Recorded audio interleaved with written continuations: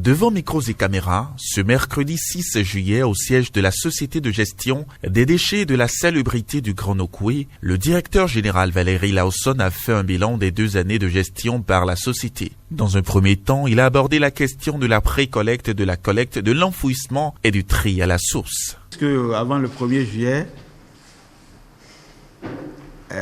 pratiquement, quand vous sortez dans les 5 grandes villes du Grand Nokoué, les 5 villes du Grand Nokoué, vous n'allez pas un seul instant voir, c'est-à-dire quand vous sortez à toutes les rues, vous allez toujours voir des déchets qui traînent, des tas d'ordures que vous allez retrouver un peu partout dans nos quartiers. Mais aujourd'hui, vous allez voir que cette image a complètement disparu. Alors, la collecte, le transport,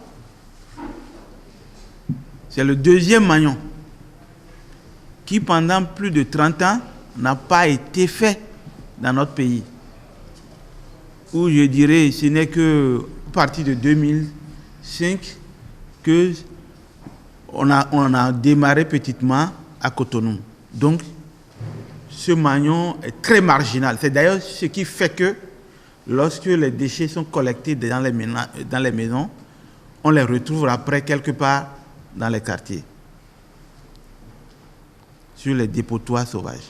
Véritablement, aujourd'hui, ce deuxième maillon est devenu une réalité. Et vous voyez aujourd'hui, dans nos quartiers, dans les villes, vous n'avez plus de dépotoirs. Vous n'avez plus de déchets qui vont alimenter les berges.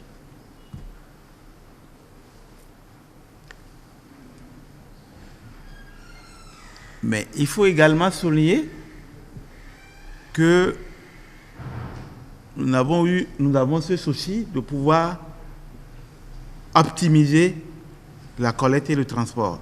Et pour cela, nous avons hérité du projet Pujemu 2 infrastructures que nous appelons centres de transfert. Il y en a un à Bégamin et un à Sémé. Ces 2 qui ont été construits n'ont pas fonctionné parce que c'est mal construit, on ne pouvait pas l'utiliser. Après une série de questions-réponses avec les hommes de la presse, le directeur Valérie Lawson a dressé une liste de perspectives à venir dans les prochaines années. Envisager, c'est que les ménages puissent payer directement. Et les travaux qui sont en cours, qui doivent être complétés par d'autres études, permettront de déterminer une redevance. Je dis bien une redevance, vous voyez, ce n'est pas exactement, vous ne payez pas réellement ce que vous devez payer. Et donc, nous travaillons pour que d'ici la fin de l'année, au début janvier, que cette redevance soit effective. Nous avons un programme que nous avons dénommé programme d'éducation à l'éco-citoyenneté en milieu scolaire, dont la phase pilote va démarrer au cours de l'année scolaire prochaine 2022-2023 et qui va cibler 50 écoles et 16 000 apprenants et enseignants. À en croire Valérie Lawson, directeur général de la CGDS-GN, plus de 1200 emplois directs ont été créés en 2 ans par la société.